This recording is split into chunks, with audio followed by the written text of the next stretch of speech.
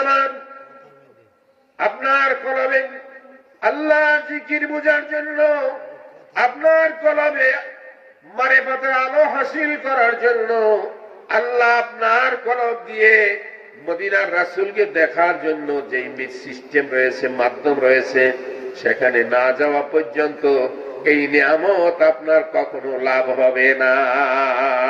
সুবহানাল্লাহ। কি হবে? হবে স্কুল কলেজে না গেলে কি মেট্রিক পাস করুন যাইব? বাইক বয়ে বইয়া বড় লোকের ছেলে হইলে কি হবে?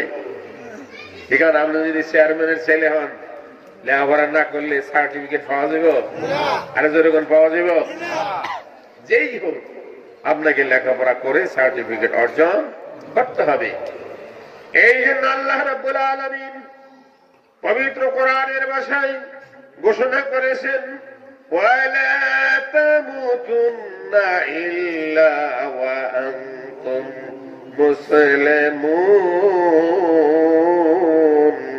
হে পৃথিবীর মানুষ, তোমরা মুসলমান না হইয়া মইরো না, মুসলমান না হইয়া মইরো না। আল্লাহ পাক এই কথা বলার পিছনে কারণটা কি? মুসলমান না হইলে কি মানুষ মরে না? মরে। আর যেরকম মরে কিনা? কিন্তু আল্লাহ বলছেন মুসলমান না হইয়া মইরো না। মরার পরে কিছু কারবার আছে নাকি নাই?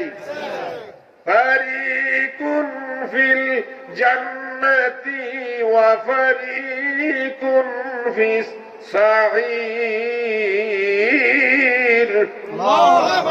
ও দুনিয়ার মানুষ, জমিন থেকে দুইটি রাস্তা প্রবাহিত হয়েছে। একটি রাস্তা জান্নাতের দিকে, আর একটি রাস্তা হলো জাহান্নামের দিকে। যেই মানুষগুলি ঈমান এনে আল্লাহর জিকির করবে তাদের রাস্তা হলো জান্নাতের দিকে, আর যারা ঈমান আনবে না, আল্লাহর জিকির করবে না, তাদের রাস্তা হইল জাহান্নামের দিকে। জমিন থেকে আপনাকে জাহান্নামী না জান্নাতি তার সার্টিফাই করে নিতে হবে, ঠিক না ঠিক? জমিন থেকে আপনাকে সার্টিফিকেট অর্জন করে যেতে হবে যে আপনি কি জান্নাতি না জাহান্নামী। সেই জন্য আমার আল্লাহ পাক ঘোষণা করেছেন, ও দুনিয়ার মানুষ শুনো, মুসলমানের জন্য হইল জান্নাত, অমুসলমানের জন্য কোন জান্নাত নাই। আছে নাকি? আর যেরকম আছে, মুসলমানের জন্য হইল জান্নাত। আমার আল্লাহ পাক পবিত্র কালামের ভাষায় ঘোষণা করে দেন, ইয়া আয়াতুহান নাফসুল মুতমাইন্নাতু রজিই ইলা রাব্বিকি রাদিয়াতাম মারদিয়া ফাদখুলি ফি ইবাদি ওয়াদখুলি জান্নাতি। জোরে বলো সুবহানাল্লাহ।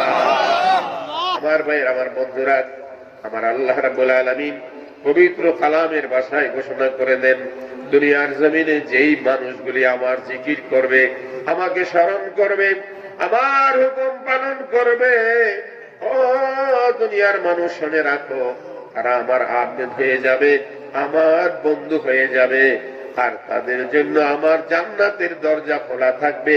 আমার জান্নাতের যে কোনো দরজা দিয়া আমার ওই জাকিরিন বান্দাগুলি জান্নাতে প্রবেশ করতে পারবে।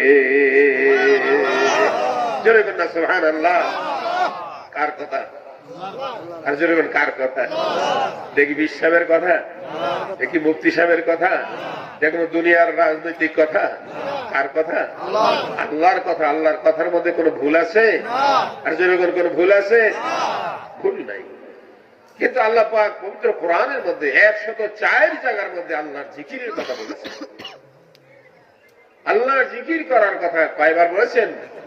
104 জায়গার মধ্যে আল্লাহ পাক জিকিরের কথা বলেছেন। যেরকম না সুবহানাল্লাহ। হে বান্দা আমার, আল্লাহর জিকির যদি আপনি করেন কি লাভ হবে? আমার আল্লাহ রাব্বুল আলামিন বলেন, আমার জিকির যারা করবে, ফাযকুরুনি আযকুরুকুম ওয়াশকুরুলি ওয়ালা তাকফুরুন। যেরকম না সুবহানাল্লাহ। ও দুনিয়ার মানুষ, তোমরা যদি আল্লাহর জিকির করো, আমার আল্লাহ বলেন আমিও তোমাদের জিকির করি। তোমরা যদি একবার জিকির করো আমি করি তোমাদের জন্য 10 বার। আরে জিকির বেশি করে কে? আর জোরে করেন কে? আল্লাহ। আমরা করি একবার, আল্লাহ করে 10 বার। আমরা জিকির করি জমিনে, আমরা জিকির করি জমিনে, চাটি বিছাইয়া, দাড়ি বিছাইয়া, আমি খের বন বিছাইয়া, এর মধ্যে বই আমরা আল্লাহর জিকির করি। আল্লাহ কি এমন দামি? আল্লাহ কি এইরকম জায়গার মধ্যে জিকির করানোর ক্ষমতা আছে? ঠিক আছে, আল্লাহর জন্য কত দামি জায়গা বানায় জিকির করা দরকার, কি বলছি না? ঠিক। কিন্তু আল্লাহ তো আমাদের সাথে রাগ করে না, রাগ করে? আল্লাহ যেহানে বই আপনি পারো এনে বই করো, খেতের লাইলে বইয়া জিকির করলেও কোনো অসুবিধা নাই।